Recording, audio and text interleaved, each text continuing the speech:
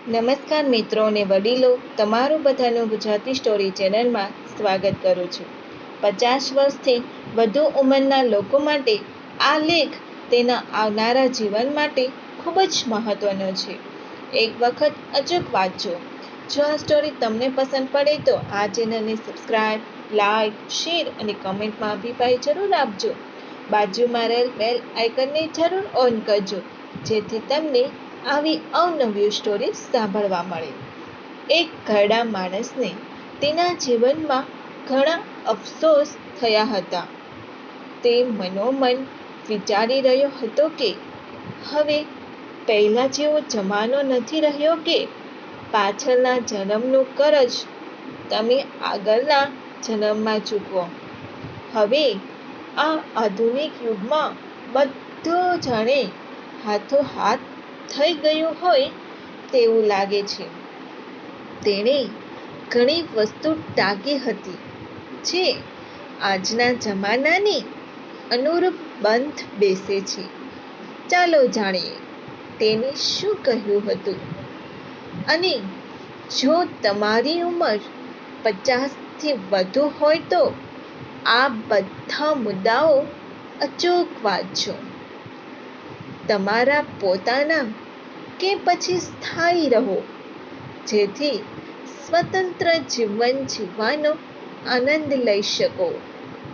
તમારું જેટલું પણ બેંક બેલેન્સ હોય તે મને તમારી ભૌતિક સંપત્તિ તમારી પાસે રાખો. વધારે પડતા પ્રેમમાં પડીને તમારી સંપત્તિ, તમારું બેલેન્સ કોઈના નામે કરવાનું વિચારતા પણ નહીં.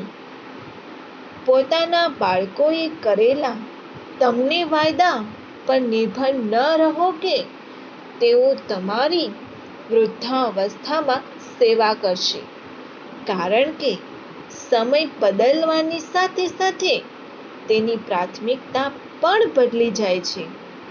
અને ક્યારેક ઈચ્છા હોવા છતાં તે લોકો કંઈ કરી શકતા નથી.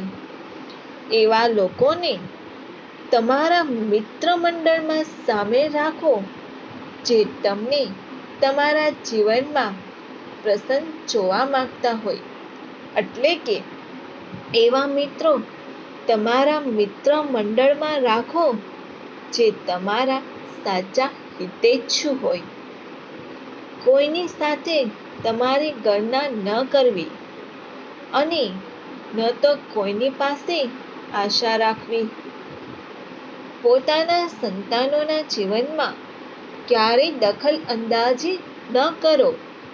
તેઓને પોતાની રીતે પોતાનું જીવન જીવવા દો અને તમે તમારી રીતે તમારું જીવન વ્યતીત કરો. તમે તમારી વૃદ્ધાવસ્થાને આધાર બનાવીને કોઈની પાસે સેવા કરાવવાનો કે તેનું સન્માન પામવાનો પ્રયાસ ક્યારેય ન કરવો. લોકોની વાતો સાંભળો, ધ્યાનથી સાંભળો, પરંતુ અંતે તો તમારે સ્વતંત્ર વિચારોના આધારે જ નિર્ણય લેવો. ભગવાનને પ્રાર્થના કરો, પરંતુ ભગવાન પાસે ભીખ ન માંગો, કારણ કે ભગવાન પાસેથી માંગવું જ હોય તો તમે માફી પણ માંગી શકો અથવા હિંમત પણ માંગી શકો. પોતાના સ્વાસ્થ્યનું ધ્યાન તમારે પોતાને જ રાખવાનું છે. તમારા ખોરાકનું, તમારા ડાયટનું વગેરે બધાનું ધ્યાન, તેમજ તમારા આર્થિક સામર્થ્ય અનુસાર સારું અને પૌષ્ટિક ભોજન લેવાનું રાખો. આ સિવાય બને ત્યાં સુધી જે કામ તમારાથી હાથેથી થઈ શકતું હોય તે બીજા પર ન છોડો. નાના કષ્ટ પર ધ્યાન ન આપો, કારણ કે ઉંમરની સાથે સાથે નાની મોટી શારીરિક સમસ્યાઓ થતી રહે છે. પોતાના જીવનને હંમેશા ઉત્સાહપૂર્વક જીવવાનો પ્રયત્ન કરવો. હંમેશા પોતે પણ પ્રસન્ન રહેવું અને બને ત્યાં સુધી પ્રયત્ન કરવો કે આપણાથી બીજા પણ પ્રસન્ન રહે. દર વર્ષે નાની એવી યાત્રા એક અથવા વધુ વખત કરવી જોઈએ.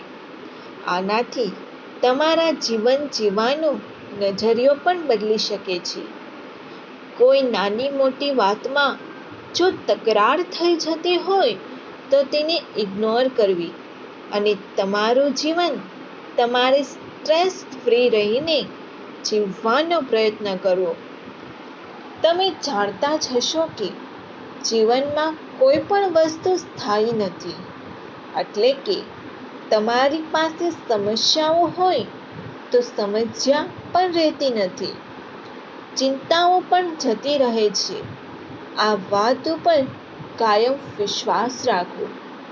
પોતાના સામાજિક દાયિત્વ જવાબદારીઓના બોજ તમારા રિટાયરમેન્ટ સુધીમાં પૂરો કરી લેવો અને જીવનમાં હંમેશા યાદ રાખવું કે જ્યારથી તમે પોતાના માટે જીવવાનું શરૂ નહીં કરો ને ત્યાં સુધી હકીકતમાં તમે જીવન જીવવાનો આનંદ નહીં માણી શકો.